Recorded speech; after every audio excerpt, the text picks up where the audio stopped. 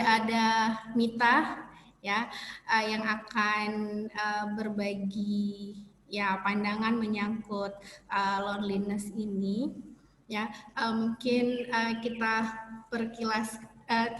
perkenalkan Mita sekilas, walaupun nanti Mita bisa perkenalkan lebih lanjut hal-hal yang aku nggak tahu. Ya, ini ada Miftah Sugesti. Kita biasanya manggilnya Mita. Dia alumnus psikologi sosial Lancaster University, London ya, Mit? London ya? Oh, Lancaster ya. Oke, nah dan sekarang lagi jadi mahasiswa lagi ya di UI. Ya, UI ya, Mit. Psikologi klinis anak, benar? Ya, nanti kalau salah ralat sendiri. Dan ada saya di sini, Fatma Susanti, yang akan nge-host acara hari ini, Sabtu lagi. Mungkin aku langsung aja ke Mita ya. Kalau ada dirimu, kalau ada yang mau nanti disampaikan kenalan diri lebih lanjut, boleh ya, Mit? Gak usah malu-malu.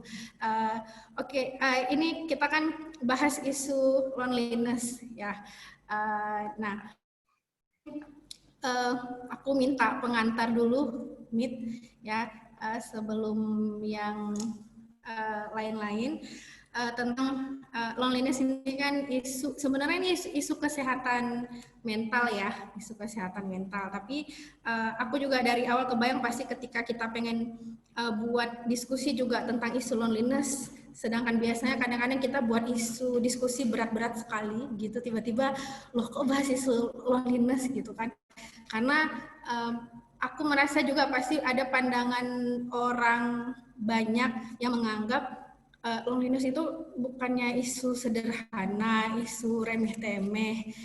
Dalam hal ya kalau kamu kesepian ya kamu cari kawan aja lah gitu kan. Kesannya sesederhana itu. Tapi tiba-tiba ini jadi kajian psikologi sosial penting seperti yang pernah kita bahas ya.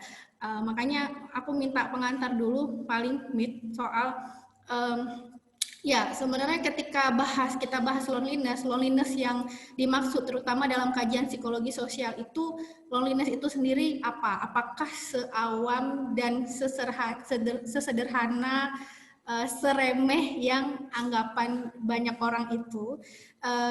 Dan juga gimana ya itu sepenting apa sehingga orang mungkin ke depan jadi punya kesadaran untuk jadi tahu bahwa oh ternyata isu loneliness itu nggak sepele itu, dan mungkin juga soal dia udah jadi kasus sebesar apa, dan juga gimana cara kita bisa ngeh bahwa oh aku juga udah kena nih gitu.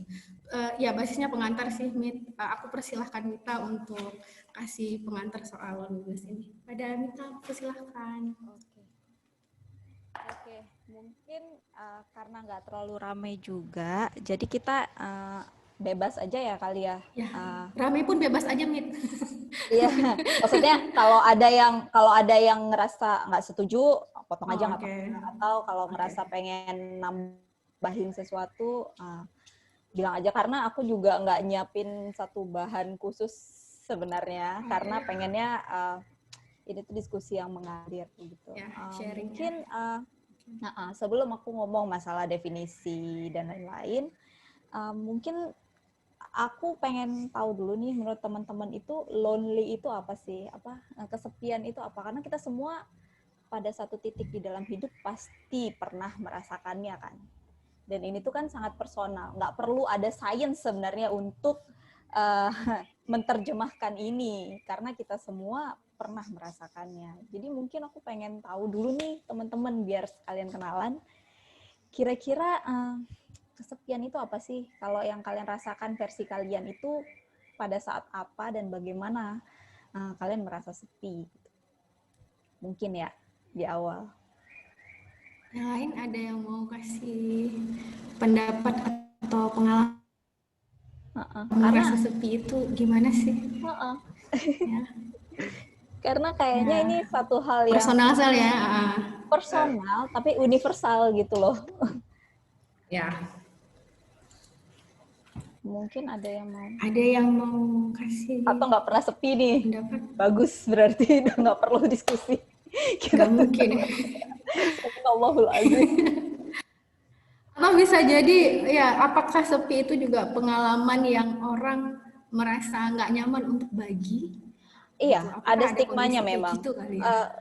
Sama seperti Oke. semua keadaan, dia semua keadaan atau perasaan yang tidak menyenangkan, distress, atau gangguan yang kita rasakan itu memang nggak nyaman dan selalu datang dengan stigma kan, karena dia disruptif.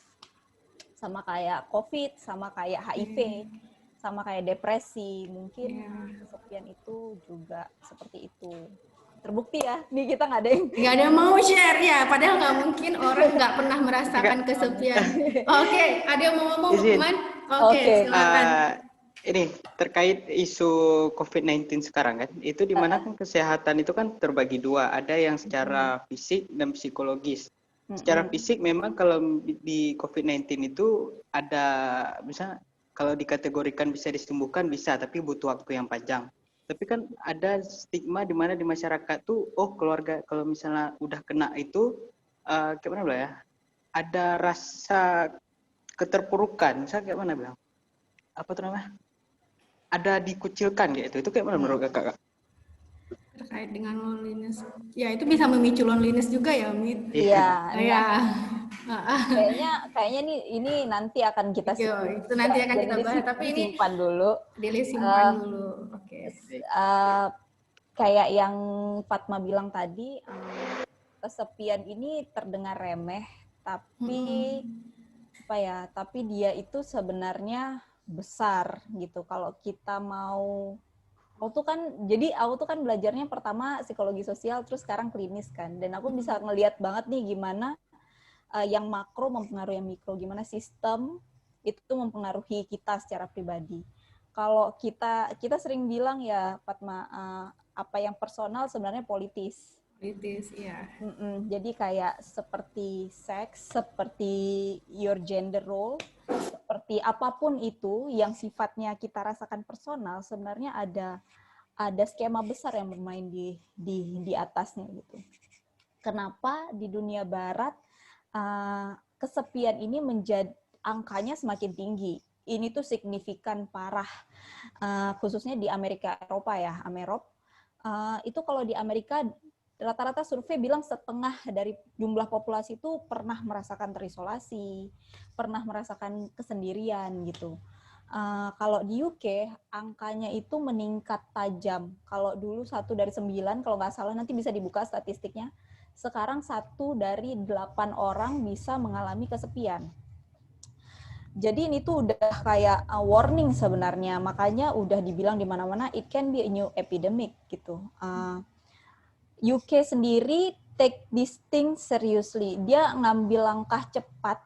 Jadi UK itu biasanya terintegrasi ya, karena mereka punya asuransi kesehatan yang cukup besar, punya pemerintah NHS, asuransi kesehatan umum untuk semua orang, dan mereka itu biasanya punya riset, dan riset mereka itu nanti mempengaruhi kebijakan pemerintah. Nah, riset terbaru tentang loneliness 2 tahun belakangan ini sangat triggering, sangat tanda kutip jadi lampu merah, sampai Inggris itu salah satu negara, satu-satunya negara kalau yang saya tahu sekarang yang punya kementerian kesepian.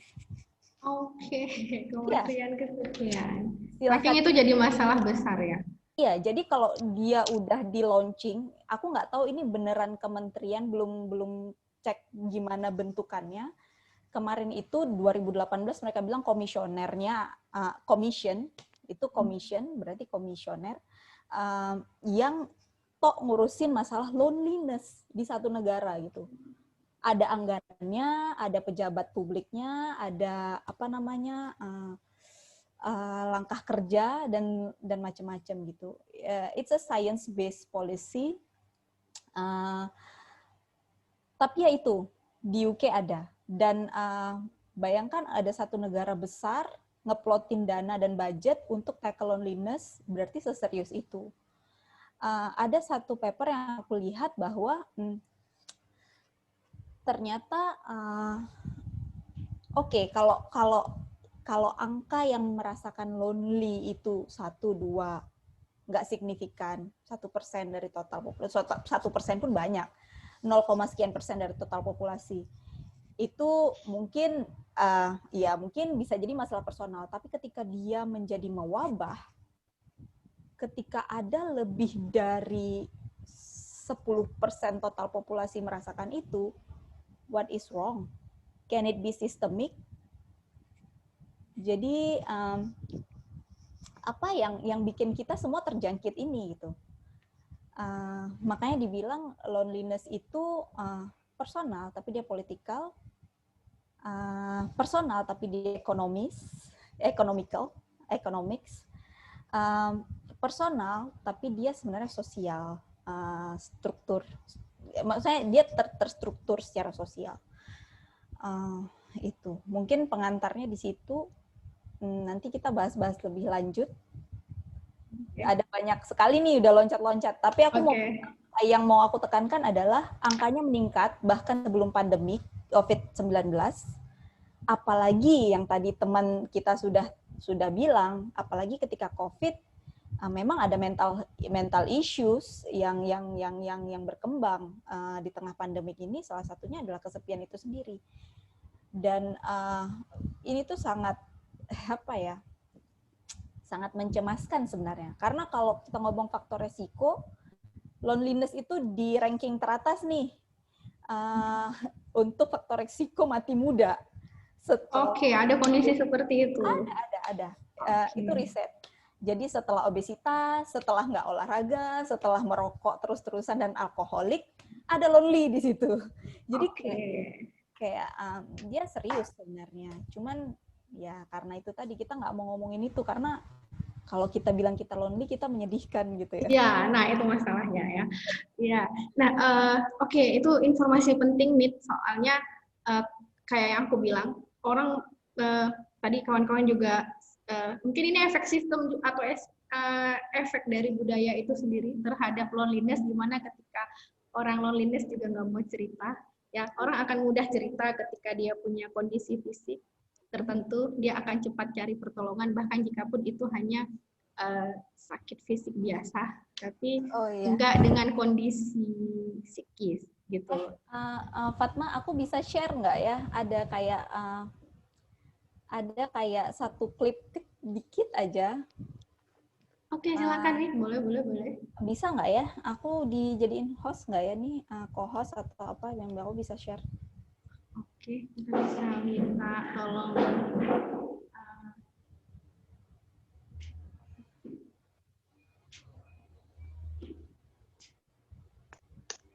co-host.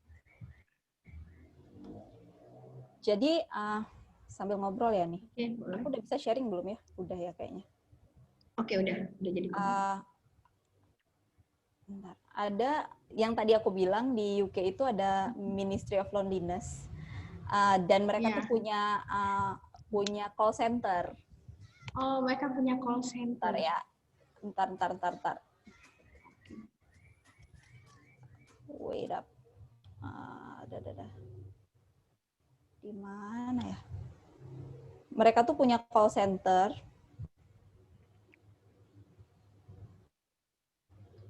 Tunggu sebentar. Laptopku lambat banget karena aku sambil buka data. Buka data tesis. Sebentar. Nggak bisa di skip, nggak bisa diem. Itu video tentang apa ya? Nah itu tadi di UK itu ada Ministry of Loneliness, Kementerian Kesepian itu yang tadi aku bilang, dan dia tuh punya call center. Jadi mereka tuh nge-record semua pesan yang masuk ke situ. Jadi kan silahkan tinggalkan pesan setelah tanda beep misalnya gitu kan. Dan itu tuh dan itu rata-rata orang curhat kalau mereka tuh kesepian. Dan itu dibikin di-compile sama kalau nggak salah aku siapa yang bikin ya, dijadiin dokumenter singkat. Dan ya itu tadi, maksudnya mereka mungkin nggak cerita ke orang-orang yang mereka kenal karena Ya itu tadi stigmanya Gak jelek. nyaman, stigma ya. Tapi ini real gitu. Udah kelihatan belum ya? Udah Kak. Udah kelihatan. Udah. Di play mic.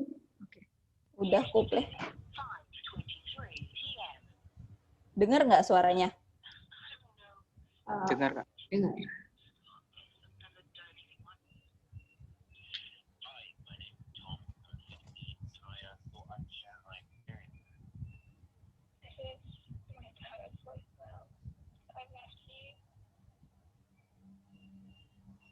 Oh, yang bikin nih The Atlantic. The Atlantic nih satu media di sana yang apa? Yang compile inilah. 10% gede ya angkanya.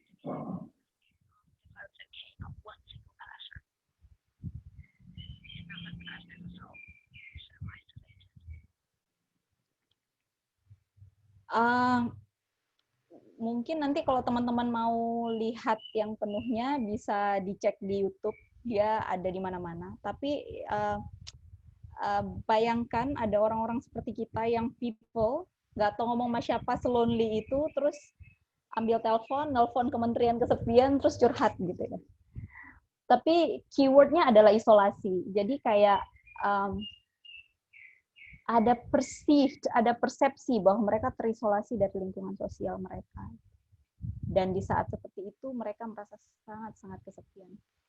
Tadi yang terakhir ada satu perempuan bilang bahwa I was crying in the tube. Tube itu kayak KRL, kayak kereta api yang isinya padat sekali, dan dia menangis dan nggak ada satu orang pun yang nanya, kamu kenapa?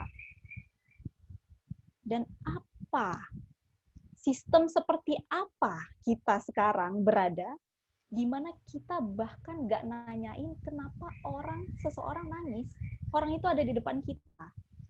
What kind of world that we're living in? Dunia seperti apa yang sedang kita jalani sekarang? Is it really a personal thing? Atau ini sistemik? Atau ini constructed? Atau ini sesuatu yang dikondisikan terhadap kita? Supaya kita nggak peduli sama satu sama lain. Jadi mungkin itu bahan diskusi kita hari ini ya.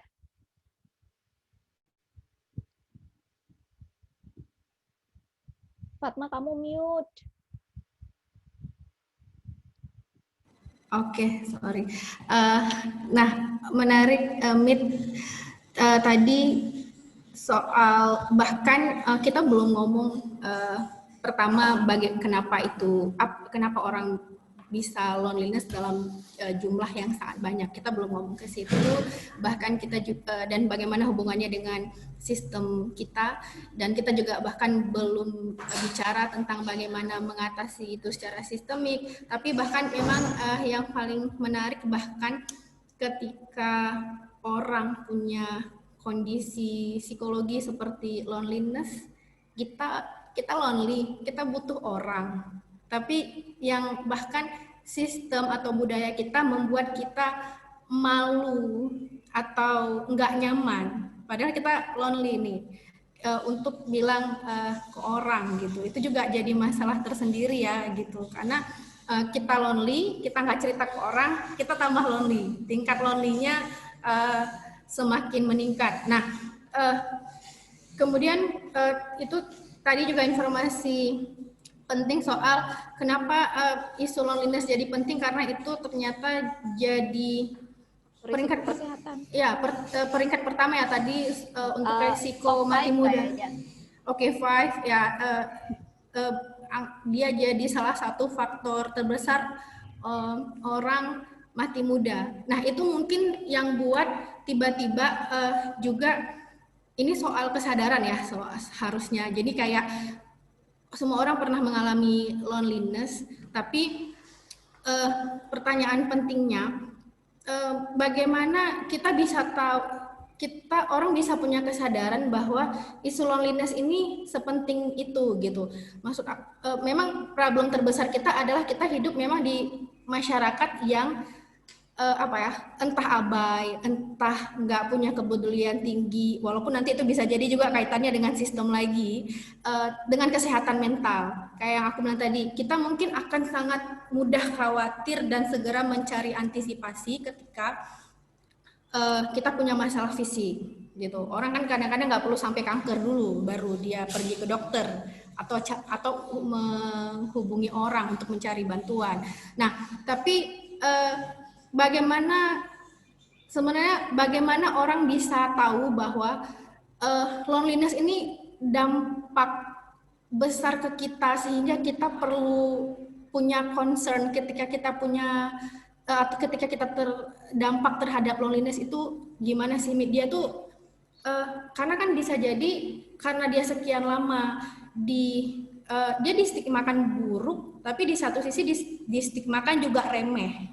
Ini soal remeh ini sehingga orang merasa kalau dia loneliness, aku kesepian, telko. Malah gitu kan. Sehingga gimana sih, sebenarnya aku penasaran soal seberbahaya apa emang loneliness ini, sehingga kemudian setelah ini orang kemudian jadi punya kesadaran bahwa loneliness ini ternyata nggak sesepele itu. Kalau kecuali atau dia punya tingkat, punya skala nggak sih, sehingga orang kayak oke, kalaupun mau cuek, kalau lonely-nya di tingkat ini masih boleh lah. Tapi kalau misalnya kamu udah di titik tertentu, kamu nggak boleh abai lagi, kamu harus cari bantuan gitu. Jadi pandangan soal seberapa penting, seberapa dampak loneliness terhadap kondisi seseorang itu gimana sebenarnya? Iya. Jadi sebenarnya kayak yang aku bilang tadi, kesepian itu kan sebenarnya persepsi kita. Jadi kita mengevaluasi keadaan kita, kenapa ya ada kurangnya kualitas dan kuantitas hubungan sosial kita dengan orang lain. Jadi kayak aku nggak mungkin kesepian kalau aku merasa memiliki hubungan yang berkualitas dengan orang lain. Okay. Aku nggak mungkin kesepian kalau aku ngerasa belong di satu kelompok atau di satu hubungan sosial gitu. Jadi loneliness ini sebenarnya erat kaitannya dengan dunia luar. Ketika kamu merasa terisolasi dengan dunia luar, meskipun dunia luar itu sangat meriah, sangat ramai, kamu bisa aja ngerasain sepi. Kamu bisa ngerasain sepi bahkan dalam keadaan ramai. Okay. So, pertama itu personal ya. Ketika kita bilang kita sepi, nobody can tell, nggak ada orang lain yang bisa bilang bahwa kamu itu salah. Karena itu personal dan itu valid. Ketika kamu merasa kesepian, it's a valid thing. Itu perasaan kita kok. Secara definisi aja, kesepian itu adalah hal yang kita evaluasi sendiri. Gitu. Jadi kalau ada orang bilang, ala manja kok, mental kok, tunggu dulu, kok lagi invalidate perasaan aku nih. Oke. Oke, itu satu.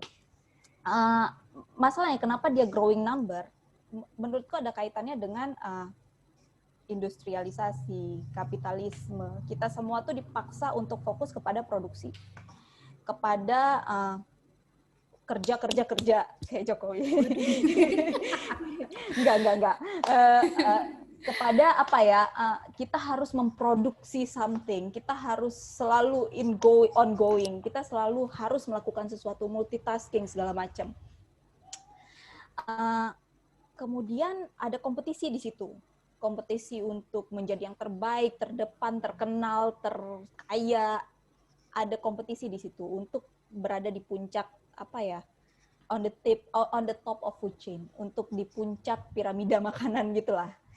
Jadi kayak kita selalu sibuk, kita selalu dalam keadaan sibuk, dan kompetisi itu nggak sehat dan bikin kita menjadi sangat individual.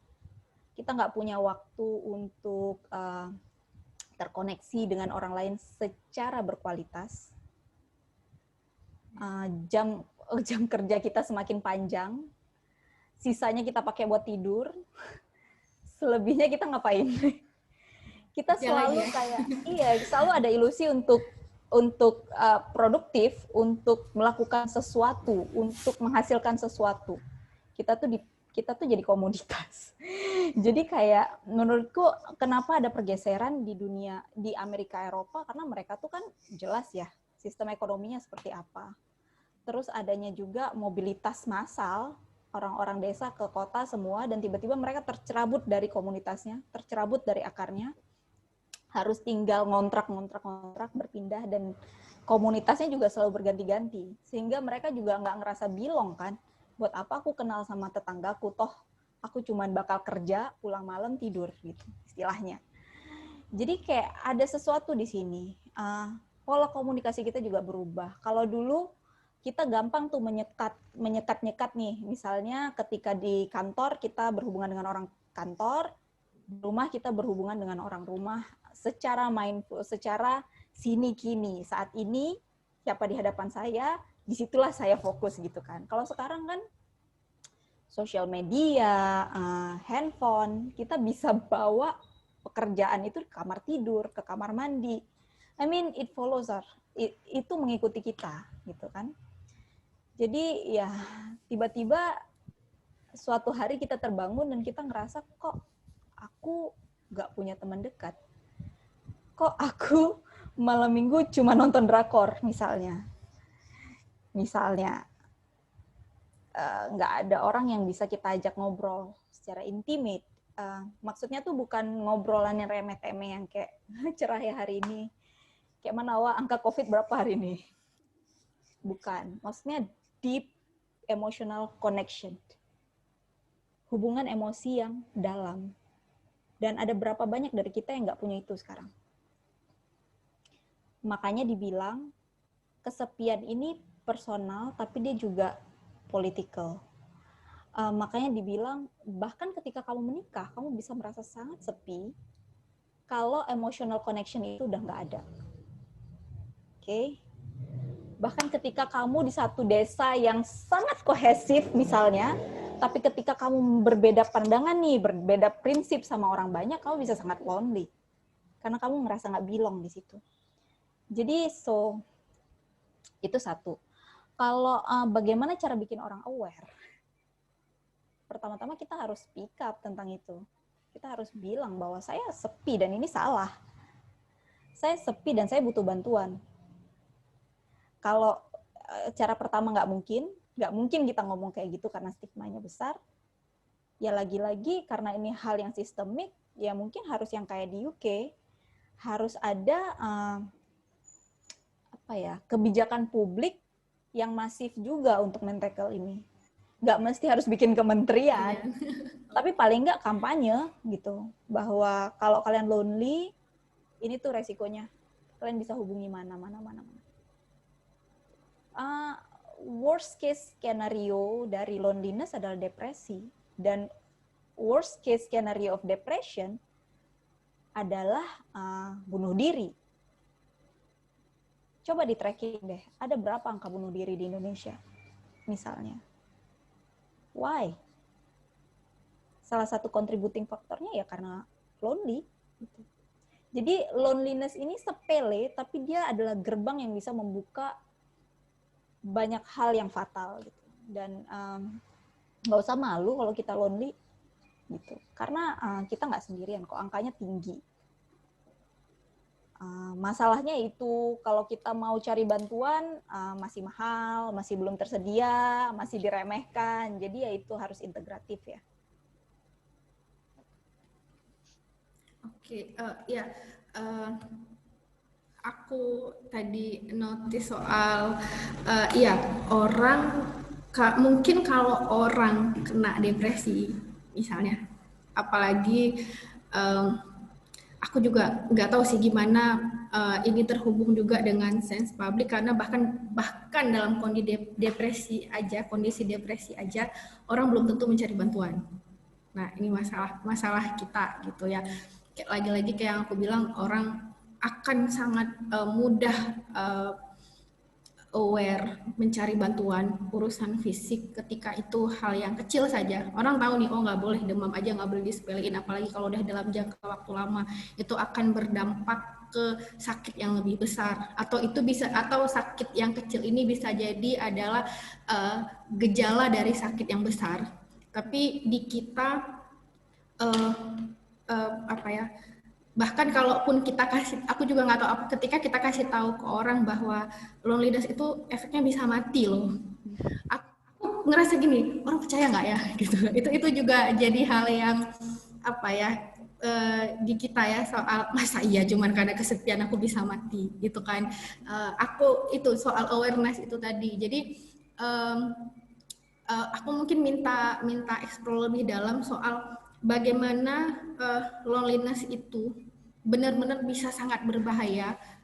Kayak misalnya mungkin kawan-kawan yang di psikologi bisa lebih ngeh bahwa loneliness itu bisa buat depresi, bisa buat orang mati kayak gitu. Tapi bagi orang yang selama ini sudah kadung membiasakan remeh terhadap loneliness, di mana dia benar-benar bisa memahami dan terhubung dengan kondisi dirinya sendiri, bahkan loneliness ini sebenarnya bahkan ada yang bahkan sebenarnya mungkin sudah berdampak ke psikosomatik, ke sakit badan. Kan ada kondisi-kondisi psikis kita yang itu bahkan efeknya bukan hanya ke psikologi, kondisi mental seperti depresi gitu.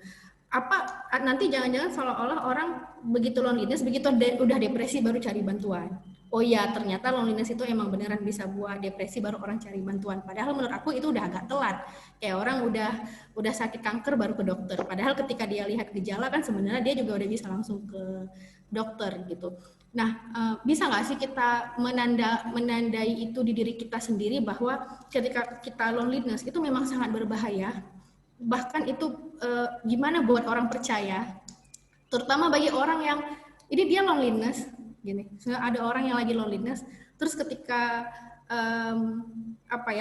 loneliness itu bisa berdampak buruk bahkan ke fisik, apalagi ke depresi. Nah, belum lagi kalau orang juga nggak punya kesadaran yang baik tentang depresi dan kesehatan mental, tiba-tiba udah parah dan mati gitu. Kita bisa nggak sih merasakan seberapa dampak buruk loneliness itu di kondisi dimana kita udah keseringan menganggap itu remeh dan itu hanya kayak sesuatu yang ya kayak orang demam bolehlah diabaikan gitu. Sebenarnya seberapa bahayanya sih ke personal itu gitu. Perasaan distress, perasaan tidak nyaman seperti kayak merasa terisolasi, merasa cemas, merasa nggak tenang, itu sebenarnya adalah cara badan untuk kirim sinyal nih ada sesuatu yang salah. Yaitu distress itu kayak kita ngambil temperatur badan, tuh tembak. Oke, ada kenaikan temperatur nih di badan, tapi kita nggak tahu sakitnya apa. Bisa jadi infeksi bakteri, bisa jadi infeksi virus, bisa jadi macam-macam, bisa jadi dehidrasi, kan gitu. Tapi yang pasti ada temperatur nih yang naik, gitu kan. Nah, gitu juga dengan distress. Jadi ketika kita merasa nggak nyaman, ngerasa sangat sangat apa ya, merasa sangat sedih, merasa sangat terdiskoneksi dengan orang lain. Ini tuh sama kayak temperatur badan yang naik. Ini tuh ada sesuatu nih, ini namanya gejala. Tapi kita nggak tahu penyakitnya apa. Bisa jadi depresi, bisa jadi bukan, bisa jadi ya cuman lagi nggak pas hormonnya gitu. Tapi definitely it tells something. Ya, gejala itu sinyal. Ketika kamu merasa sangat sedih terus-menerus, nggak ada alasan pengen nangis aja, atau merasa kok aku sendirian banget, kok aku nggak ada teman bercerita misalnya. Spesifik depresi ya. Depresi sendiri kan ada banyak macamnya. Energiku kok rendah banget ya. Itu adalah sesuatu. Kita terbiasa deny, tapi badan kita enggak. Jadi badan itu kan reaksinya sama ya. Luka fisik sama luka batin, dia tuh punya reaksi yang sama. Hormon yang sama bekerja gitu. Tapi kita biasanya deny nih yang batin. Kita acknowledge yang fisik. Apa ya? Kalau lama-lama kita tekan, bayangkan nih, badan kita berusaha healing, tapi kitanya secara sadar menolak itu gitu.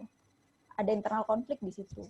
Bisa kayak Fatma bilang, bisa kemana-mana, bisa ke psikosomatis, bisa ke kesehatan, segala macam. Karena loneliness sendiri yang belum sampai ke depresinya, itu tuh udah cukup mengkhawatirkan dampaknya kalau dia sustain, kalau dia terus-menerus. Kalau kita anak S1 ya, biasanya suruh bikin esai di kampus, selalu dimulai dengan manusia adalah makhluk sosial. Misalnya ya, suruh bikin apa ya, motivational letter, mau masuk organisasi tertentu, misalnya himpunan mahasiswa. Dek, bikin dek sebagai syarat untuk daftar. Aku selalu baca tuh, manusia adalah makhluk sosial. Oke, makhluk sosial. Berarti kita butuh orang lain untuk berkembang, untuk sejahtera gitu. Ketika lonely, orang lain tuh ada tapi nggak bisa kita jangkau. Jadi sama aja kayak kita kehausan nggak dapat minum, kita kelaparan nggak dapat makan. Mungkin analoginya kayak gitu ya. Jadi badan kita itu sama aja kayak meregulasi stres yang toksik tuh gimana sih? Stres yang toksik itu kan bikin tekanan darah kita nggak stabil, bikin macam-macam lah, bikin kimia di otak nggak stabil, bikin hormon nggak stabil. Makanya dibilang dia sama berbahayanya dengan obesitas dan hipertensi tadi katanya. Tapi nggak usah dibilang seberapa bahaya pun itu nggak nyaman. Lonely itu nggak nyaman. Jadi ketika nggak nyaman ya kayak kita sakit kepala lah, nggak nyaman kan, dibawa kemana-mana kepala sakit itu. Atau kita habis ketabrak, lecet lututnya, nggak nyaman kan kalau nggak dibersihin batu-batunya gitu. Masa iya kita mau bawa loneliness kemana-mana? Dia itu bukan gangguan psikologis yang sampai tegak diagnosis ya, belum. Dia itu bukan diagnosis mental tertentu, bukan, tapi dia itu definitely gejala. Gejala ya. Cuman itu ya, mungkin permasalahannya lagi-lagi karena kesadaran kita, dan ini juga masalah sosial ya, masalah sistem juga, soal kesehatan mental, tentang orang terasing dengan kondisi mentalnya sendiri. Nah, itu mungkin masalah sosial kita juga ya, sehingga dan mahal sih sekarang masih di Indonesia. Iya, mahal ya. Enggak, maksud aku kadang sesederhana gini, orang kayak yang Mita bilang tadi soal orang dia sebenarnya nggak nyaman, dia tahu. Makanya sejauh apa sih sekarang orang bisa bisa bohong sama diri sendiri tentang ketidaknyamanannya. Kadang-kadang kan itu orang nggak bisa bohong dengan ada luka di kakinya, dengan sakit perutnya. Tapi anehnya untuk kondisi mental, mungkin dia tahu dia tidak nyaman, atau bisa jadi ada kondisi yang lebih buruk. Dia menekan rasa ketidaknyaman itu sampai-sampai seolah-olah itu jadi tidak ada, gitu. Itu kan mungkin kondisi terburuk karena mental kita punya kemampuan melakukan itu, merepress, menekan rasa ketidaknyamanan itu sehingga secara sadar kita merasa seolah-olah kita baik-baik aja. Itu yang menurut aku lebih enak kalau misalnya aku tahu aku nggak nyaman, lalu aku jujur, ya itu enaknya. Aku jujur, iya aku lagi nggak nyaman. Dan ini tuh kayak cultural trap juga sih, Fatma. Jadi kayak secara budaya juga kita dijebak untuk selalu mendinai perasaan yang nggak baik kan. Karena ada yang disukai dan tidak disukai nih. Kondisi yang disukai dan tidak disukai di Aceh misalnya. Di Aceh ya kita ngomong spesifik. Misalnya kayak kita ini kan di Aceh budayanya berkumpul, melingkar, duduk bersama. Kalau kau lonely, misalnya kan, berarti kau aja yang nggak belong di kami. Misalnya gitu kan. Dah, selesai masalah. Masalahnya di kau, bukan di kami, misalnya. Atau di Aceh juga kita nggak dibiasakan untuk membicarakan perasaan itu. Nah, itu dia. Ada berapa banyak sih, aku nggak tahu ya, mungkin di generasi kita, Fatma, ada berapa banyak sih kita yang orang tuanya bilang, aku sayang sama kamu, nak. Awkward kan, paling kayak kalau mau sekolah cium tangan, udah. Kita itu apa ya, sensitif terhadap sentuhan, sensitif terhadap mengungkapkan rasa sayang. Aku nggak tahu, mungkin ada historis yang panjang di situ, karena aku percaya suatu budaya itu terbentuk, suatu kebiasaan, customs itu terbentuk karena perkawinan dengan apa yang terjadi di masa lalu gitu kan. Mungkin ada konflik di situ dan lain-lain. Tapi kayak kita nggak biasa menamai perasaan, kita nggak biasa. Padahal itu membantu loh. Misalnya anak nangis. Anak kecil nih, karena aku belajar psikologi anak ya. Anak kecil nangis, anakku lah nangis. Kita biasanya marahin dia kan. Ngapain nangis? Padahal nangis itu cara dia untuk bilang, aku ngerasain sesuatu yang gak nyaman nih. Tapi yang gak nyaman ini gak pernah dinamai. Anak marah dia nangis, anak lapar dia nangis, anak capek nangis. Tapi kita gak pernah identifikasi, kamu kesal, kamu nangis lapar ya. Jadi dia nggak pernah tahu dia marah kenapa. Kebawa sampai dewasa, kesal, lapar, suntuk, sepi, kita marah-marah aja. Kita tuh nggak pernah connect gitu loh antara, oh ya aku ngerasain ini, aku menamai ini, aku bereaksi seperti ini, ekspresiku ini. Nggak pernah ada satu hal yang terkoneksi di situ, kalau aku lihat ya.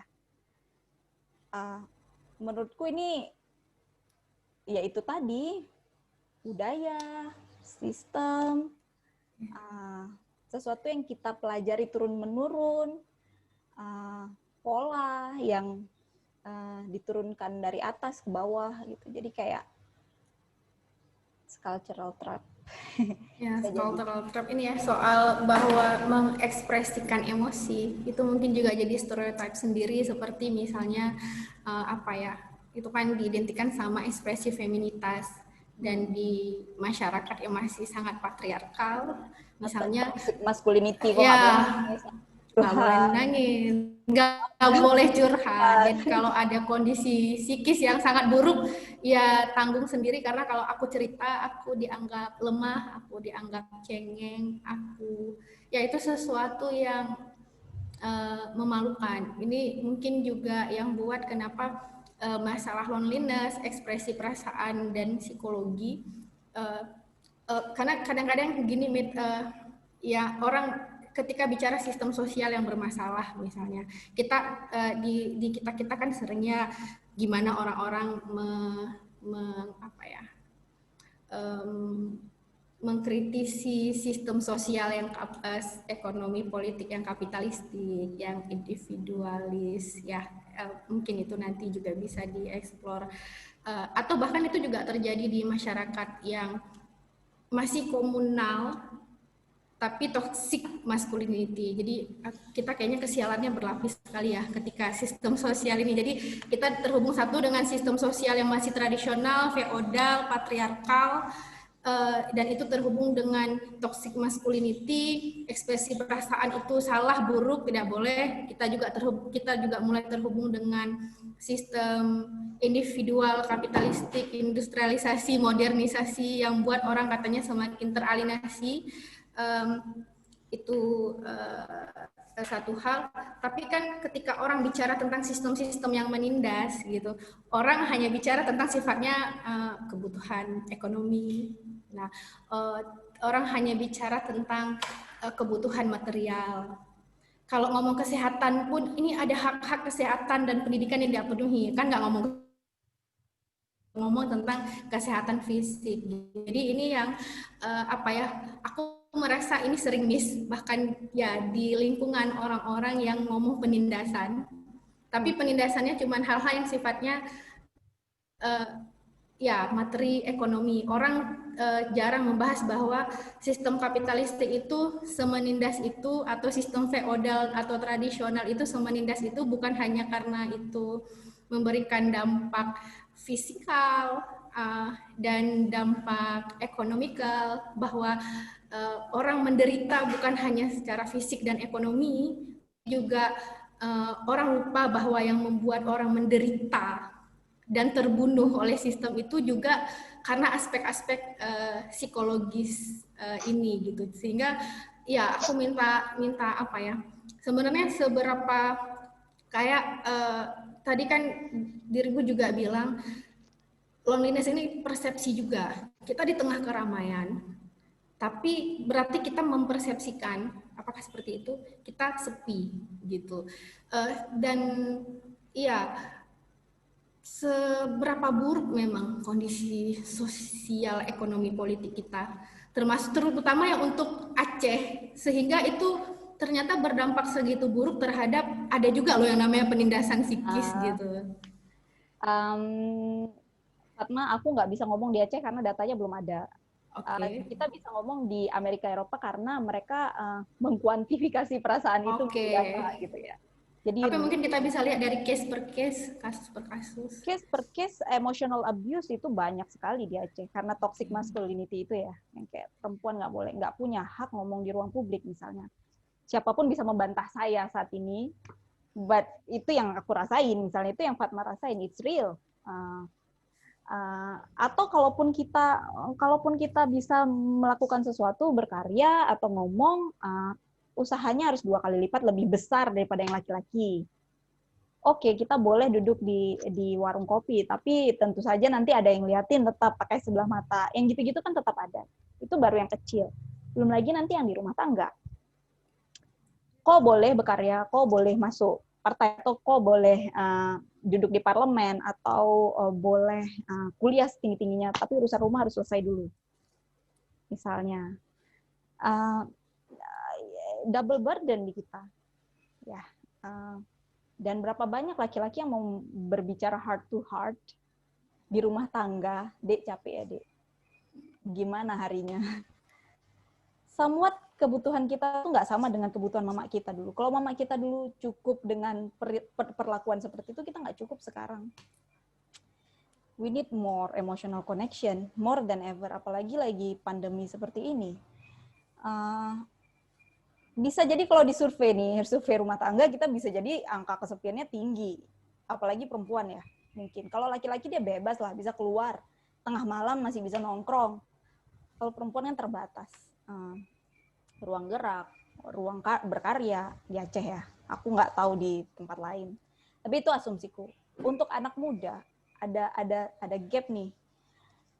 Di satu sisi, kalau mau ngumpul-ngumpul, bahkan yang laki-laki, aku pernah ngobrol sama temanku, aku nggak nyambung di mana-mana, sama orang di lingkungan rumah, di tingkat kampung, aku nggak nyambung, nggak cocok lagi ngobrolannya. Mereka tuh masih ngomongin misalnya pro political leader tertentu, pro pandangan tertentu, misalnya masih percaya hoax, misalnya segala macam, aku udah nggak nyambung sama mereka. Tapi di anak muda pun aku nggak nyambung. Karena mereka terlalu kebarat-baratan, mereka terlalu hijrah. Ya kan sekarang tuh ada spektrum yang sangat gitu kan. Aku nih di tengah-tengah dan aku nggak belong di mana-mana. Perasaan nggak belong di mana-mana, perasaan nggak jelas identitas sosial kita apa, identitas personal kita apa juga bisa bikin kita sangat lonely. Makanya kemudian banyak teman-teman yang memutuskan untuk keluar dari Aceh, teman-teman dekatku ya, karena merasa passion-nya nggak terdukung, nggak terfasilitasi, political view-nya nggak cocok. Itu hal yang sangat personal ya, dan mereka memilih untuk aku nggak bisa merubah sistem di sini, aku nggak bisa merubah keadaan, aku keluar aja, cari tempat, cari kolam yang lebih sesuai lah untuk aku berkembang misalnya, yang seperti itu. Jadi kayak ada, kita nggak pernah survei. Mungkin kalau Kontras mau silakan. Parahnya lagi. KDRT itu kan yang selama ini disadari kan yang kalau udah sampai dipukul atau nggak dinafkahi. Tapi sebenarnya kan emotional abuse itu dianggap nggak ada, nggak hadir di rumah, dianggap cuma sebagai pelayan. It's abusive, man. Kalian kira kita apa gitu? Nggak boleh ngapa-ngapain, nggak boleh berkarya. Kalau berkarya juga harus nggak mau berbagi beban di rumah, nggak mau berbagi beban rumah tangga, atau menafkahi tapi nggak masuk akal nafkahnya. Maksudnya yang gitu-gitu, nggak memvalidasi, menipu, selingkuh, nggak jujur, menyembunyikan tabungan, yang gitu-gitu, itu kan emotional abuse ya. Apakah kita sebagai manusia pantas digituin? Gitu. Jadi kayak dan emotional abuse itu bikin kita sangat lonely karena di Aceh sendiri ya perempuan itu ya kalau udah menikah sebaiknya nggak menceritakan aib suami kan. Bahkan masalah rumah tangga apapun. Pisau dua mata nih. Yeah.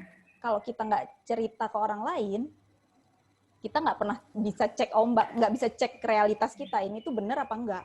Aku ini dalam keadaan toksik atau enggak nih.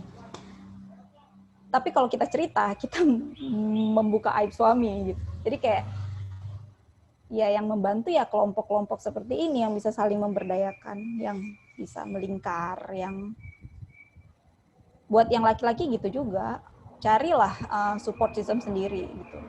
Kalau dirasa yang ada di sekitar nggak memadai, misalnya kamu struggling dengan kondisi kejiwaan, cari di luar sana udah banyak kok.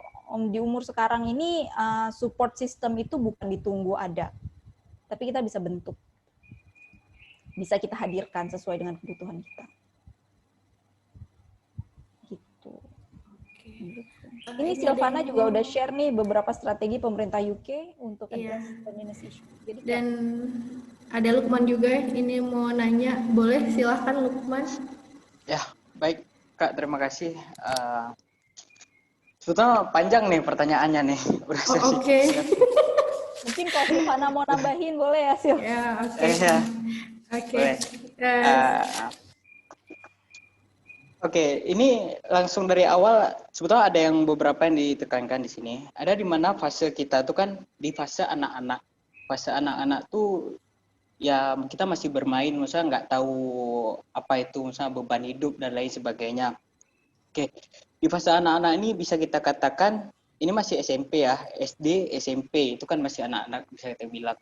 Di masa remaja kita kan udah masuk SMA tuh. Oke lah masa SMP, SMA mungkin kawan rame dan lain sebagainya. Tapi kalau udah masuk ke fase di mana itu apa tuh mah?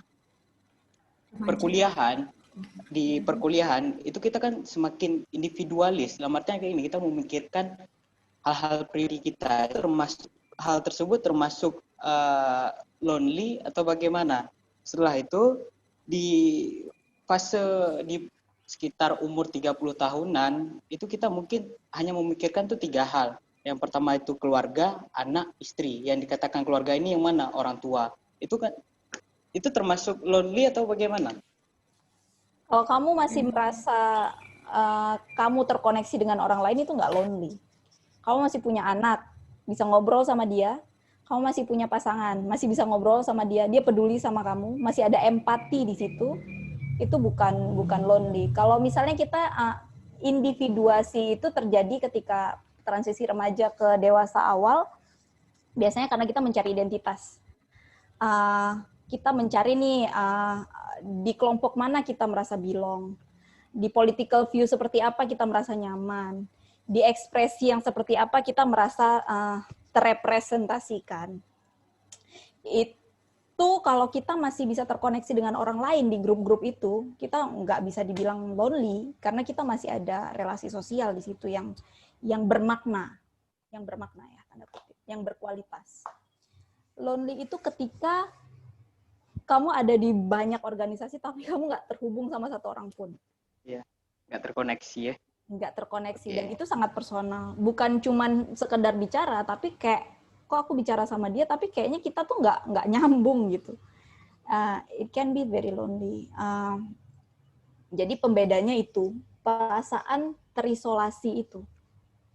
Adakah orang yang benar-benar peduli sama kita dan kita peduli sama dia?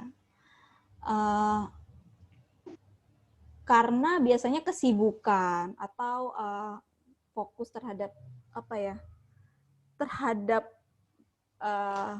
kerjaan atau kegiatan sehari-hari ini bisa bikin kita tergerus empatinya, karena kita selalu dalam keadaan terburu-buru kan, kayak kepentinganku belum selesai, kerjaanku belum selesai, it's a never ending to do list.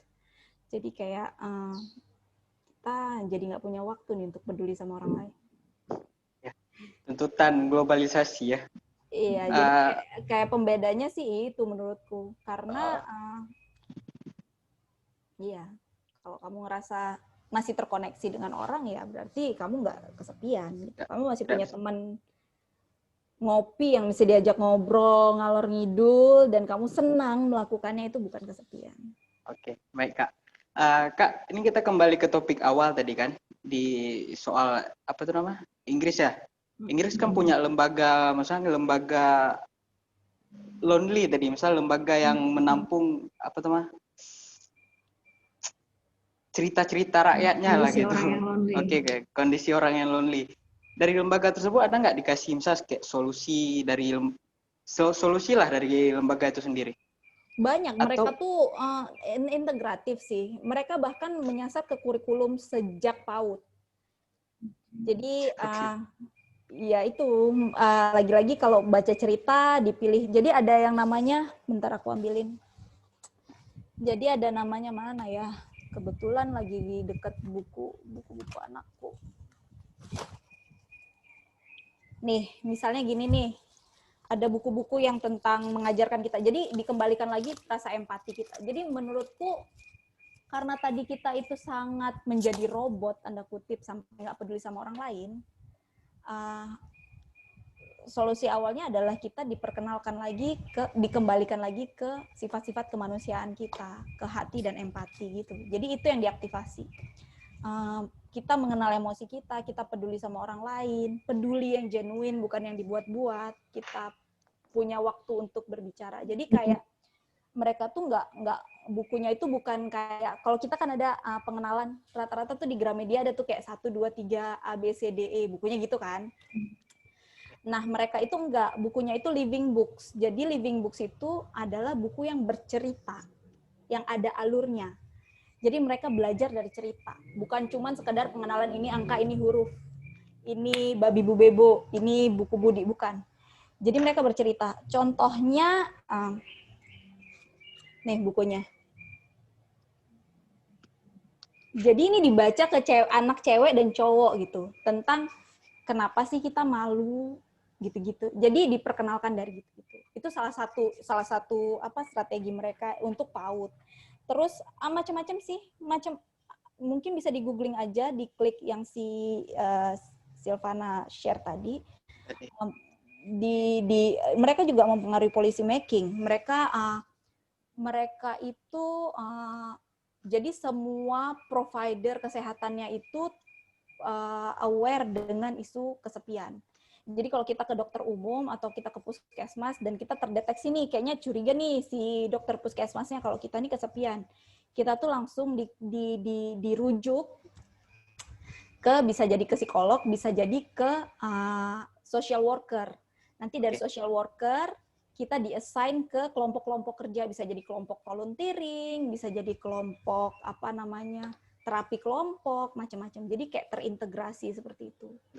Oke Kak, jadi yang jadi permasalahan di masyarakat kita sekarang tuh, di mana stigma tuh kalau kita pergi ke misalnya psikolog atau dan lain sebagainya itu kan dalam tanda kutip tuh, wah ini udah nggak betul.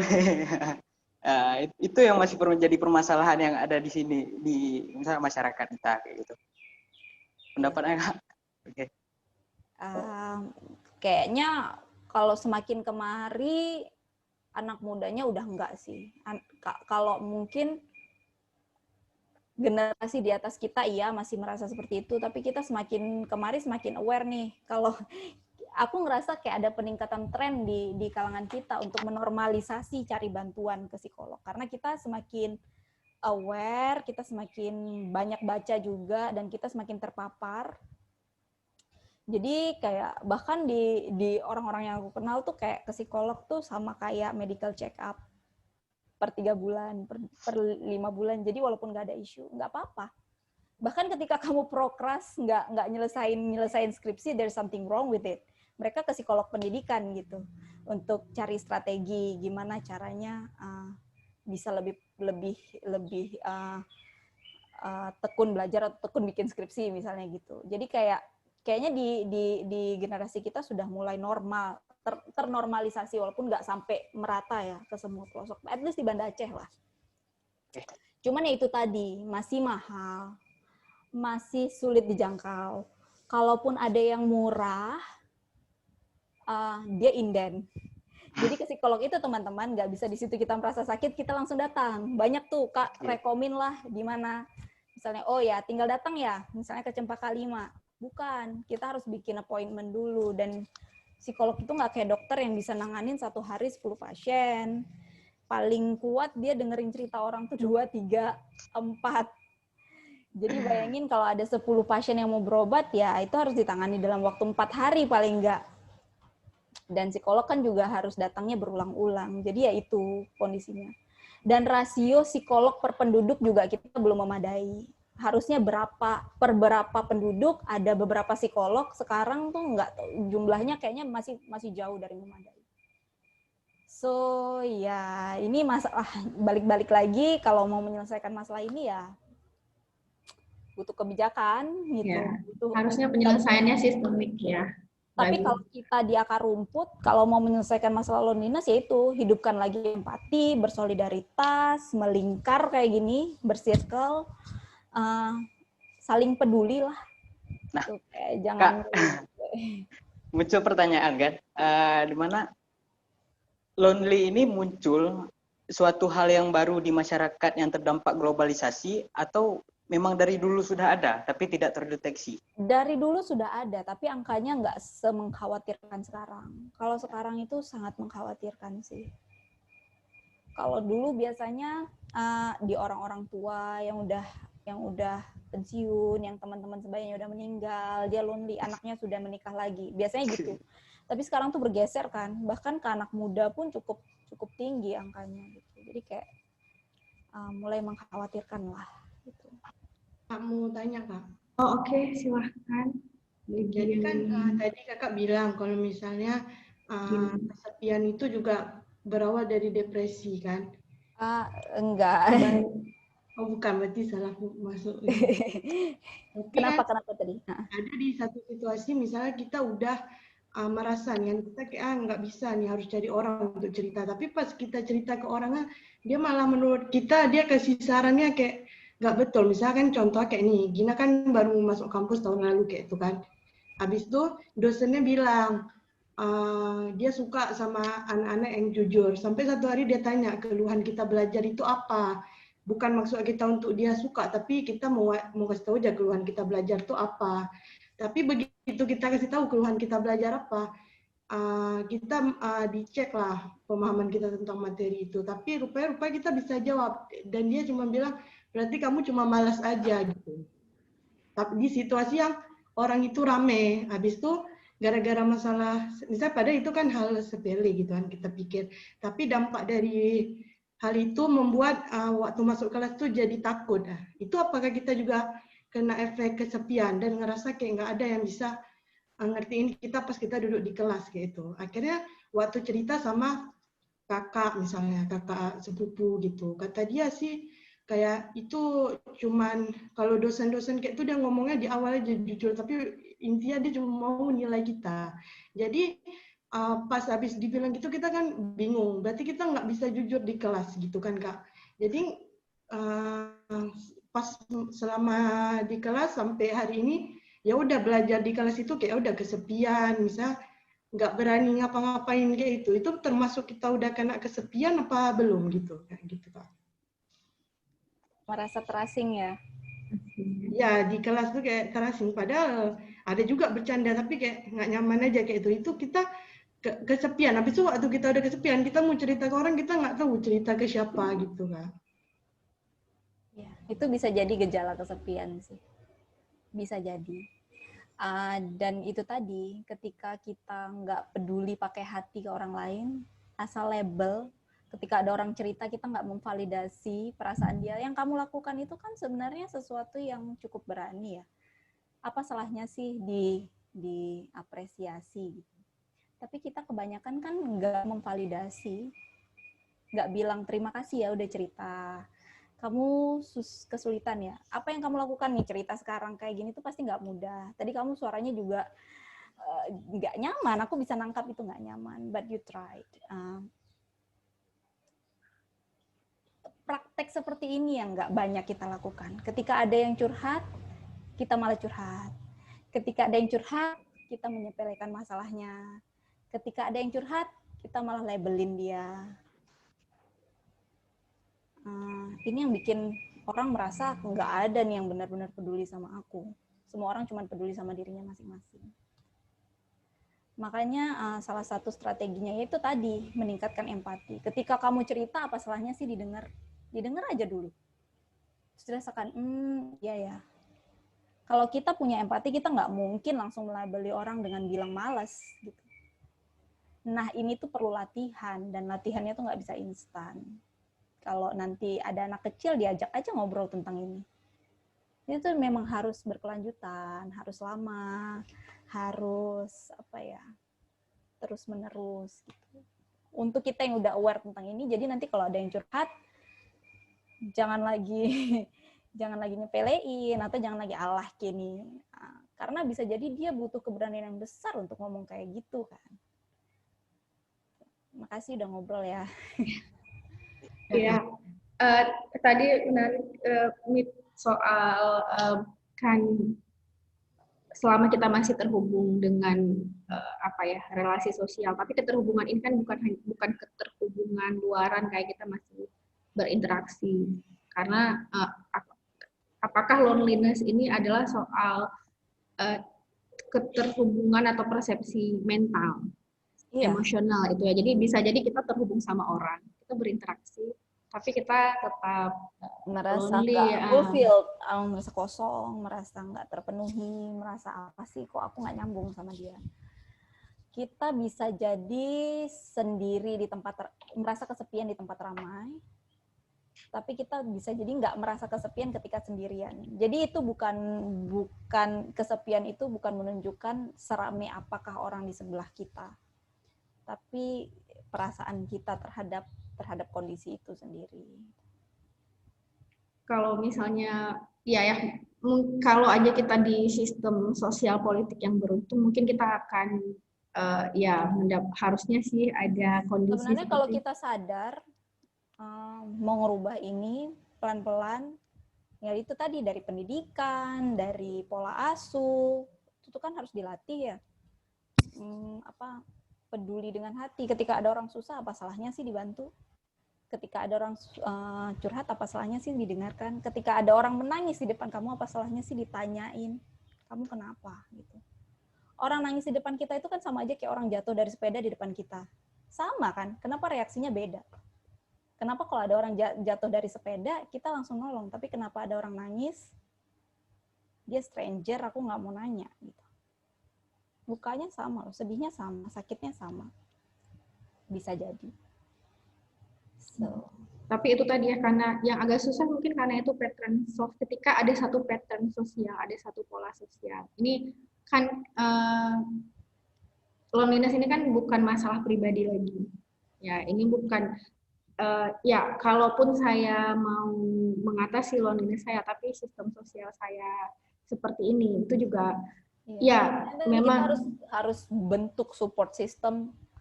Kalau kita ngerasa nggak cocok nih di pertemanan sebelumnya karena mereka nggak sesuai lagi dengan point of view kita, atau mereka nggak membantu kita untuk menjadi lebih baik, healing, kita bisa cari teman yang lebih membantu kan.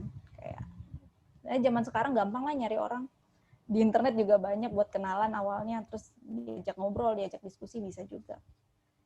Jadi ya memang yang agak beratnya paling ketika itu terhubung kayak misalnya tadi ada sistem ekonomi yang kapitalistik yang memaksa kita sehingga kita tidak punya pilihan, dan itu ternyata membuat kesepian. Nah, jadi dan ada budaya misalnya individual.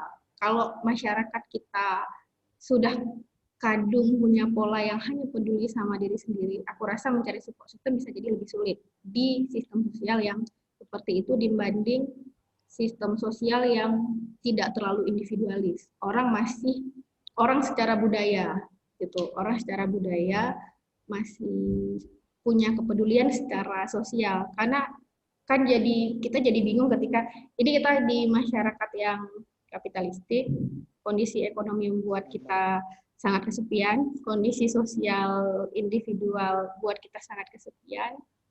Nggak aware sama apa yang kita mau dan kebutuhan kita. Ya.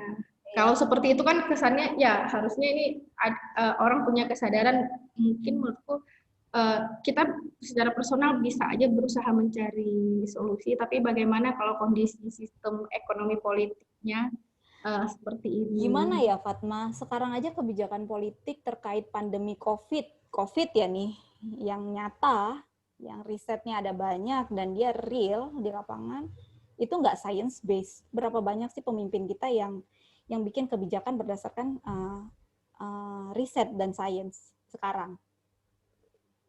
Buktinya aja pilkada jalan terus misalnya. Itu kan against science ya. Science bilang apa? Kita bikin kebijakan seperti apa? Itu COVID loh, yang urgensinya tinggi, yang dampaknya nyata, apalagi kesepian gitu. Jadi ya itu perlu ada yang masuk ke parlemen sih, atau perlu ada ya representasi itu penting menurutku kembali. Tapi lagi-lagi kita kan jadi ngerasa nggak terwakili nih, makin nggak terwakili makin apa ya, makin ya udahlah, nggak usah. Jadi kayak muter di situ siklusnya kan. Karena sistem sosialnya begitu, sistem ekonominya gitu, kita bisa aja cari dan bantuan. Ada satu penelitian menarik sih Fatma tentang kesepian terhadap kondisi politik. Jadi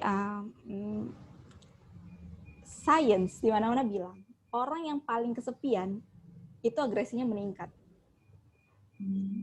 Dan negara-negara dengan tingkat kesepian tinggi itu lebih memilih pemimpin-pemimpin yang populis garis kanan, semacam Boris Johnson, Donald Trump. Jadi kayak mereka lebih rasis, mereka lebih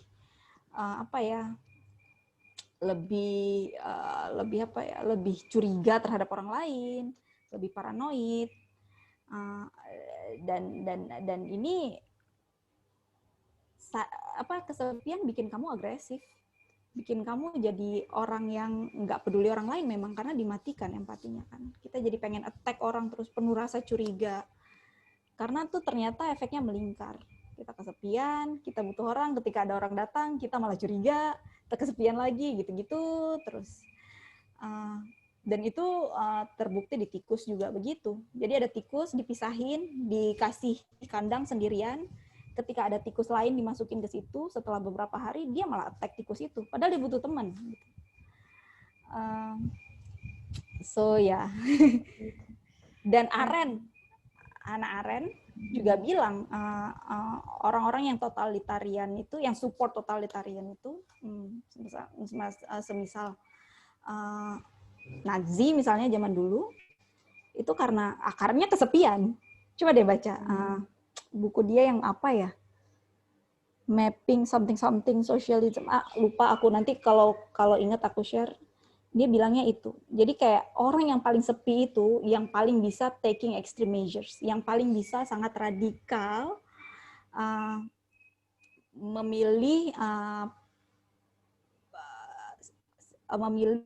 ideologi tertentu, gitu. Yang karena dia nggak suka lagi hitam putih nih. Aku udah sangat kesepian, aku butuh belong di satu tempat. Ya udah dia pilih aja yang ekstrim, yang hitam putih tuh cara pandangnya. Gitu.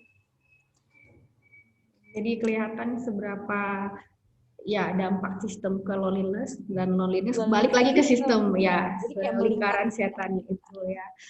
Oke, mungkin ada teman-teman yang mau kasih. Jam berapa sih nih? Biasanya sih 2 jam kita Sabtuan, kecuali kalau nggak ada lagi yang mau ini ya. Mungkin kawan-kawan ada yang mau kasih pendapat atau bertanya, jangan kelihatan kayak saya dan Gita aja. Boleh Sil. Oh, aku bentar ya. Ada Silvana. Oke. Silakan Sil. Gitu. Dari yang aku lihat berdasarkan pengalaman dulu, kan aku pernah waktu aku di UK. Menariknya mereka ini punya kesadaran yang justru kebalikan dengan kita. Mereka yang awalnya itu sangat individual sekali gitu dengan kapitalistik yang mereka punya. Mereka tuh perlahan-lahan tuh udah mulai komunal sekarang. Nah, itu justru kebalikan dengan kita yang dulu yang kita komunal, sekarang makin jadi lebih individual. Dan aku yang aku perhatiin gitu, ketika misalnya aku as a new international student lah gitu kan, kampus itu punya awareness yang bagus banget terhadap mahasiswanya, khususnya dari mahasiswa internasional gitu. Aku ingat waktu pertama kali aku masuk ke sana, kita tuh sebagai mahasiswa kita dapat kayak satu starter pack kayak gitu, kayak satu bingkisan. Bingkisan itu isinya yang kayak hal-hal self care gitu, kayak teh, lilin aromaterapi gitu, terus sama satu buklet gitu.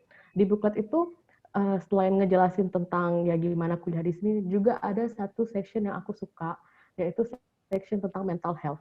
Di situ kampus itu ngejelasin banget bahwa bagi mahasiswa internasional memang biasanya ngerasa kesepian atau depresi, atau ada yang namanya SAD, seasonal affective disorder gitu, terutama bagi terutama bagi mahasiswa yang dari negara-negara tropis gitu.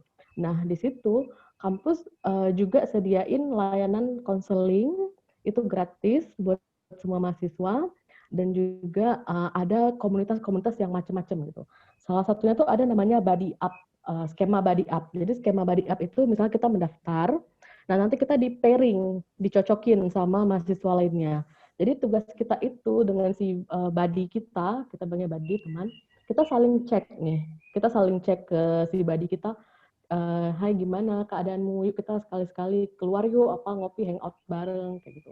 Terus mereka juga punya komunitas itu nggak cuma komunitas serius kayak di kampus kita, nggak cuma BEM atau semacam basket atau nggak, tapi ada komunitas yang itu simple, but it was very meaningful. Like ada komunitas dog walking. Jadi kerja kita tuh cuman kapan ada ketemu, kita cuman kasih jalan anjing sore-sore kayak gitu. Terus dari situ mulai chit-chat, ngobrol-ngobrol sama yang punya anjing atau sama mahasiswa lain yang ikut acara itu. Dan banyak kayak kelas kelas nari, kelas pertukaran bahasa asing, itu banyak gitu. Dan itu yang aku senang dari sistem mereka itu, kalau untuk loneliness itu sangat terintegrasi gitu loh.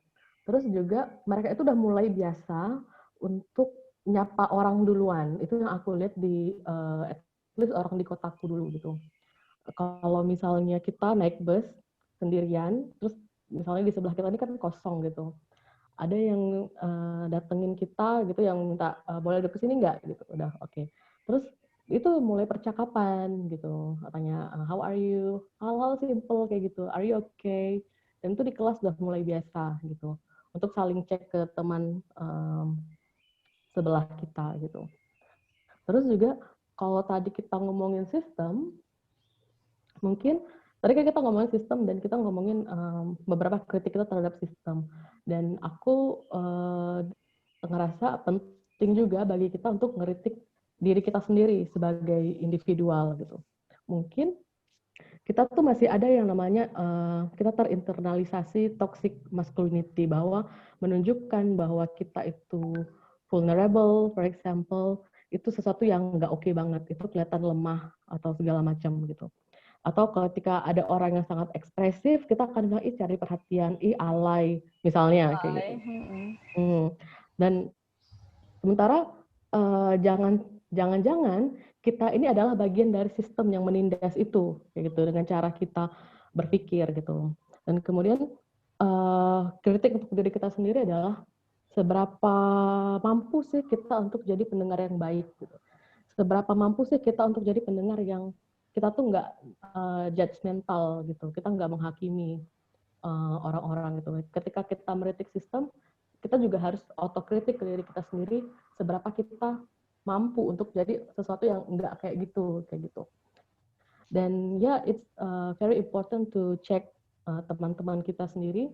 Kadang itu hal yang nggak kita lakukan, misalnya kadang-kadang sesekali penting ngecek teman-teman kita yang mungkin udah lama kita nggak ngobrol, kita tanya gimana kabarnya, atau cek teman-teman kita yang kita kelihatannya kayaknya nggak beres nih, kayak gitu.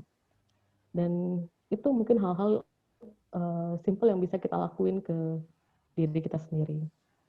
Itu aja sih dari aku. Thank you. Thank you, Sil. Menarik sekali. Ya, mengkritisi, karena bisa jadi kita juga yang nggak enak dari kondisi psikologis itu dan lain-lain juga, kadang-kadang kita jadi korban tapi kita nggak sadar dan ya, lalu mereplik jadi pelaku, ya kita jadi pelaku lagi karena kan ya itu kan pola dipelajari. Makanya kita kalau dalam terapi juga kita unlearn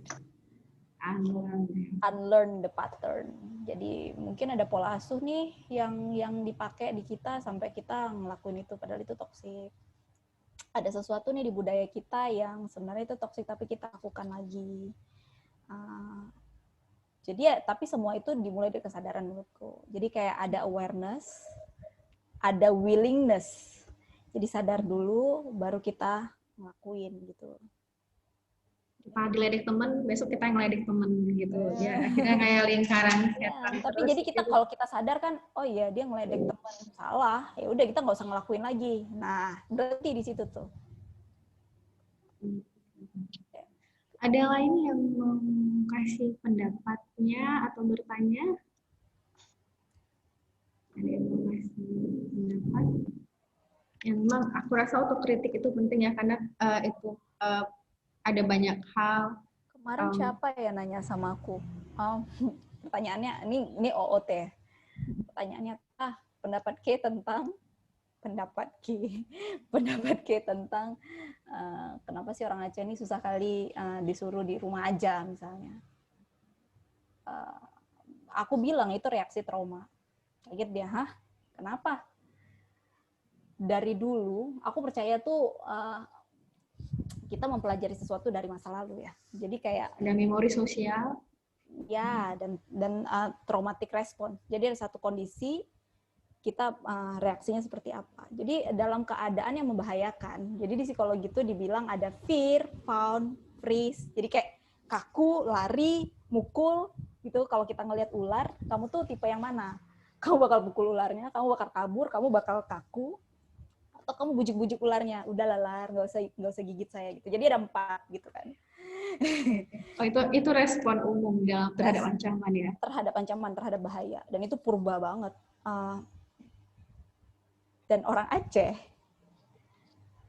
sepengetahuan saya dari dulu-dulu itu, kalau ada ancaman mereka tuh tipe yang fight. Mereka tipe yang mana orangnya sini aku pukul, mana orangnya sini kita hadapi gitu kan, didatengin, diajak perang gitu.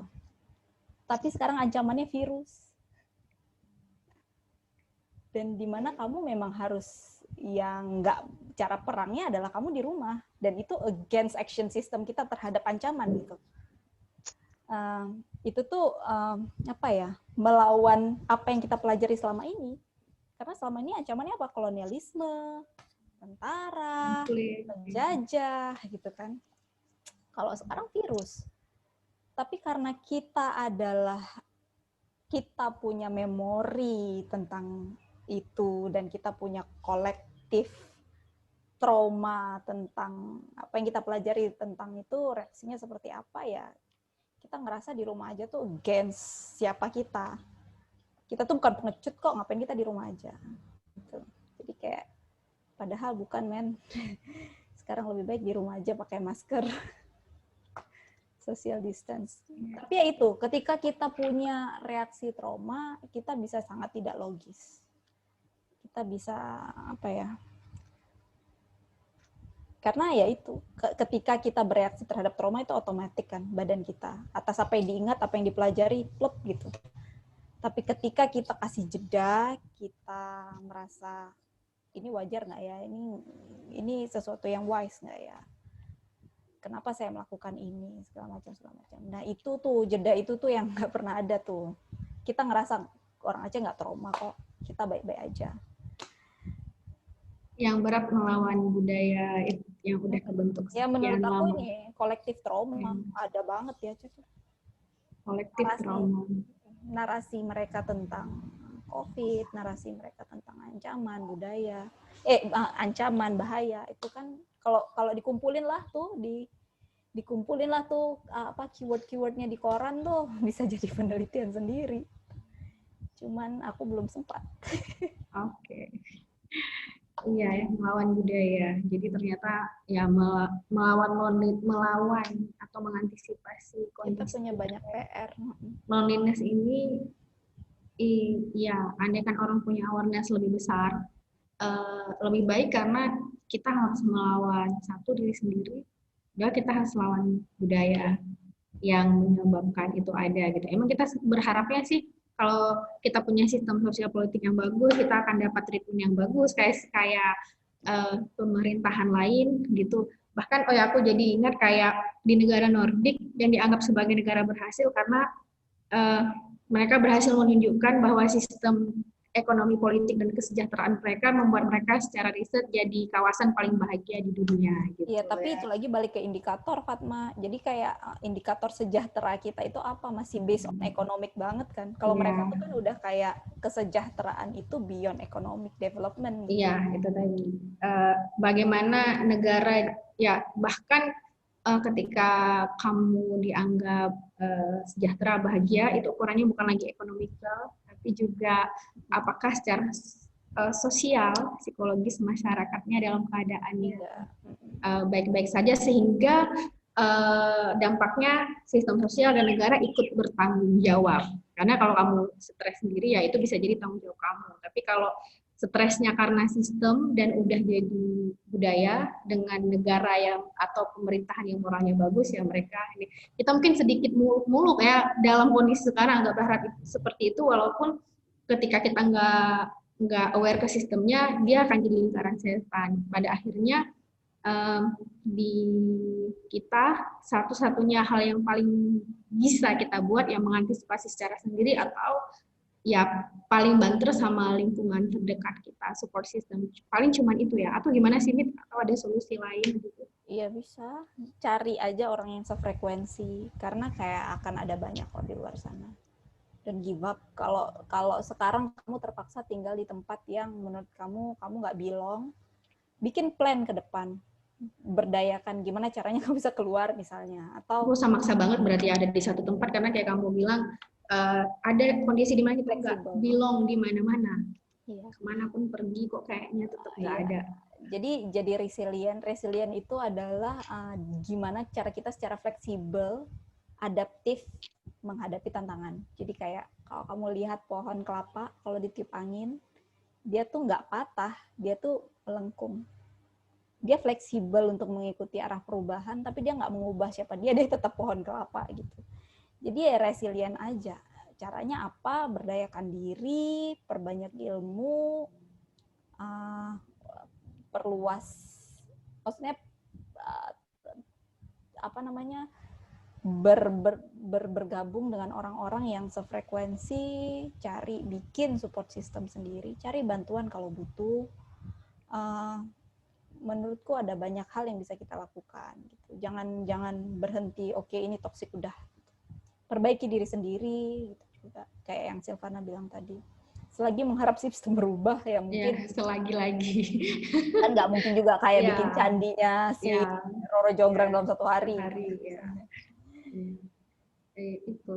Nah, ya orang jadi aware sama sebenarnya mungkin soal semangat orang sakit ya, nggak nyerah itu ya, karena bisa jadi juga bahkan ketika loneliness ini kesannya masalah remeh, orang juga belum tentu besok langsung bisa dapat teman cocok.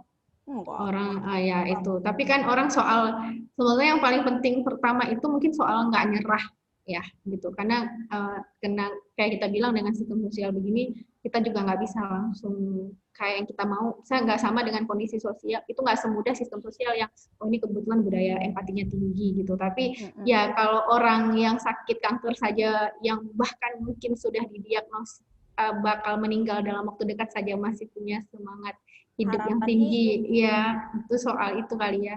Karena kalau kita bilang solusi juga belum tentu bisa langsung dapat besok. Bahkan untuk kondisi loneliness, tapi mungkin soal yang dan gangguan mental apapun itu, kalau ada teman kita yang terdiagnosis atau kita terdiagnosis, it's not as simple as nggak punya iman gitu kan. Ya, itu tuh sangat fisikal. Jadi kayak ada kimia yang berubah, hormonal. Jadi kayak it's out of control. Jadi kalau kita nggak bisa mendukung, at least be kind, at least nggak usah judging kayak Silvana bilang, at least ya better kita diem aja daripada kita ngejudge orang lain gitu. Kalau nggak bisa jadi orang baik ya udah, nggak usah jadi toksik. Ya kalau nggak bisa ya, kalau bisa jadi orang baik jangan jadi toksik. Oke, yang lain ada yang mau kasih pendapat sebelum kita selesaikan? Makasih ya Fatma. Oke. Iya, kalau nggak ada atau Mit ada yang mau disampaikan? Ini ada Assalamualaikum. Oh oke, waalaikumsalam. Silahkan Ade. Ade udah ditulis di chat tadi. Oh oke, Ade ada nanya ya, apakah loneliness bisa memicu penyakit yang bisa melukai orang lain? Kadang ada yang menyakitin dirinya sendiri, apa ada kemungkinan berefek ke orang lain? Atau Ade mau bilang langsung? Seperti itu. Ini terkait psikosomatik apa ya? Atau melukai di sini melukai makna apa ya? Self harm kayaknya. Gini Kak, kadang sedikit cerita ya. Adi pernah baca soal hikikomori gitu. Itu istilah menyendiri di Jepang. Ya, itu tinggi banget tuh. Jadi sekarang.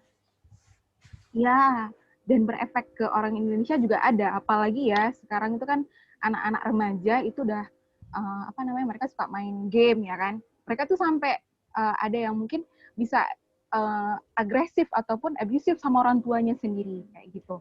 Itu apakah itu adalah salah satu contoh loneliness-nya dia yang berefek kayak gitu maksudnya Kak?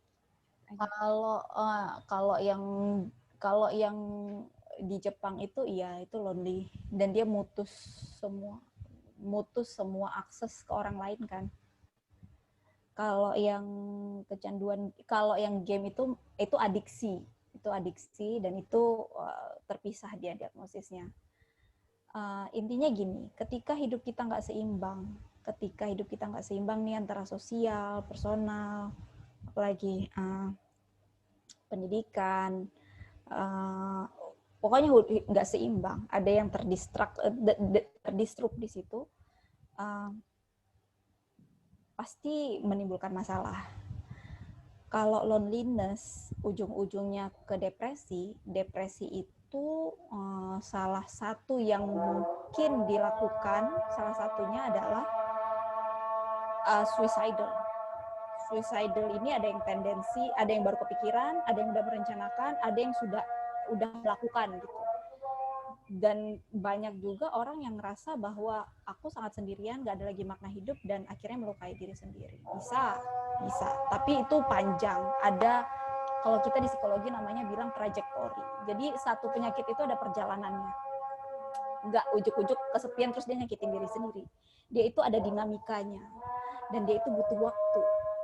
Makanya kita bisa mengubah trajektori ini, kita bisa alter dia arahnya kemana, positif atau negatif, dengan cara intervensi. Intervensi itu bisa jadi terapi, bisa jadi kelompok bantu, bisa jadi menemukan support system yang baik. Kalau menyakiti orang lain bisa banget. Banyak kok, aku nggak bisa bilang, aku nggak bisa mengeneralisasikan. Tapi ada banyak studi yang bilang bahwa anak di Inggris, kebetulan ini tesisku, anak-anak di Inggris yang merasa nggak belong kemana-mana, yang merasa confused, yang merasa uncertain dengan diri sendiri, yang merasa sangat lonely, itu paling gampang di brainwash untuk radikalisasi agama. Jadi pelaku terorisme. Dan itu ada istilah khusus karena mereka makin kemari nih, generasi kemari, makin ke arah-arah sekarang ini, teroris sel itu nggak lagi dibangun di camp-camp konsentrasi, nggak dibangun di camp-camp pelatihan terorisme di Asia Barat. Mereka bisa melakukannya di rumah. Karena pengen apa? Revenge ke society yang nggak paham sama dia. Khususnya di Inggris ya, karena kemarin itu case studiku di Inggris. Jadi bisa jadi itu di ekstrim spektrum yang paling ekstrim, kiri kanan. Jadi sebelum mengarah ke situ-situ ya ada baiknya dipotong nih arah perkembangan gangguannya. Jadi itu ya kesannya kayak memang nggak langsung, tapi bahkan loneliness pun dampak terburuknya bisa kayak terorisme segala macam. Makanya walaupun dia hanya sebagai gejala awal dan kesannya ringan, tapi kalau bisa sebenarnya yang paling yang harus kita aware itu soal dampak dari loneliness yang tiba-tiba entah sudah kemana-mana efeknya, ke terorisme, mati muda, sakit, sistem sosial yang kacau dan macam-macam. Jadi soal mungkin kepedulian orang sama loneliness dan biasanya orang-orang lonely ini kasih sinyal loh ke kita untuk biasanya ya. Tapi kita sepeka apa untuk mau menjemput sinyal itu?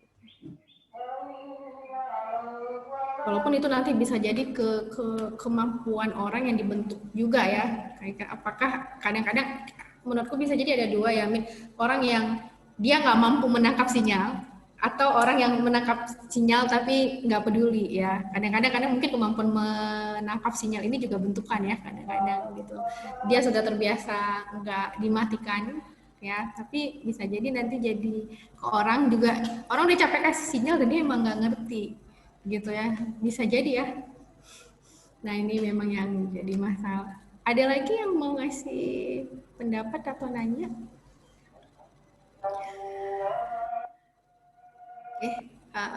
Nggak ada kali ya. Oke, Mit, mungkin udah bisa diskusinya. Iya.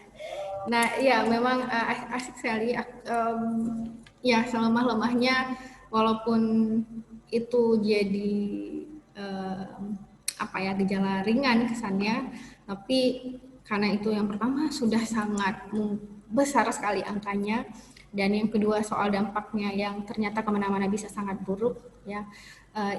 Dan nanti hubungannya dari sistem ke loneliness balik lagi ke sistem kekacauan lingkaran setan. Tapi selemah-lemahnya aku rasa aku berharap ke depan orang jadi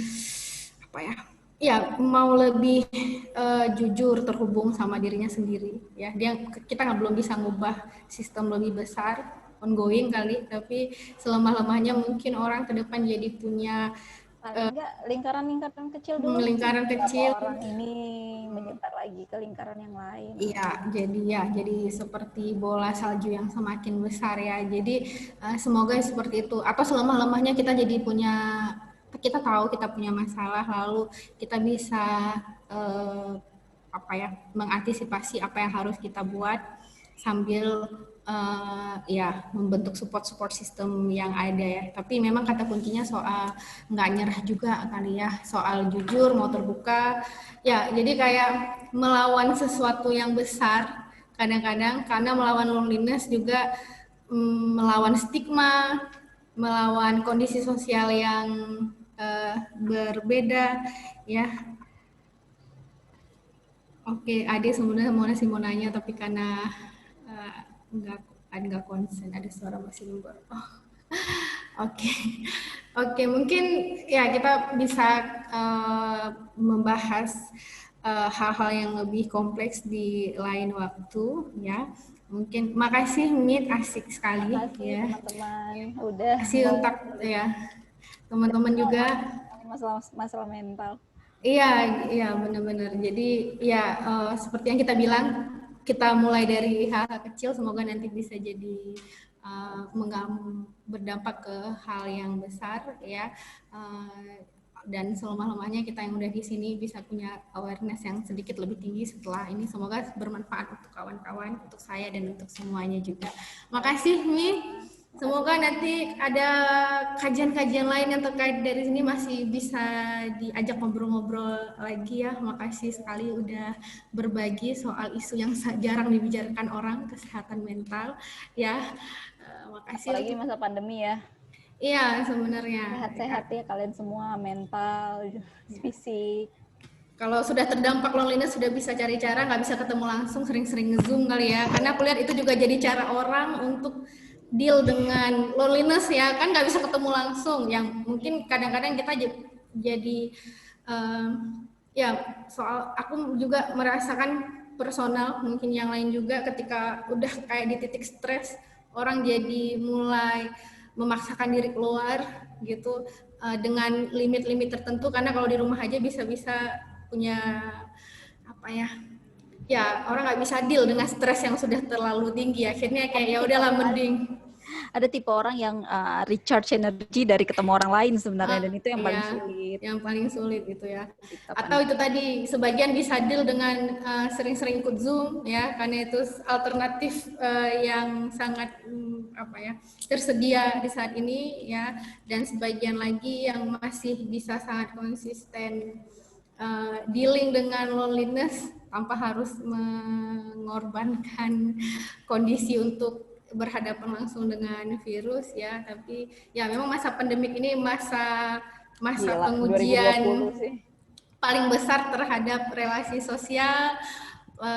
Loneliness aku yakin kalau orang buat riset lagi pasti yang kayak meningkat jauh lebih besar, karena orang jadi tahu. Aku belakangan sering mendengar hal yang tidak pernah aku dengar sebelumnya, bahwa ternyata relasi sosial seperti ini, ternyata tidak terhubung dengan orang stres ini gitu. Jadi nilai sosial tiba-tiba meningkat sangat luar biasa gitu ya.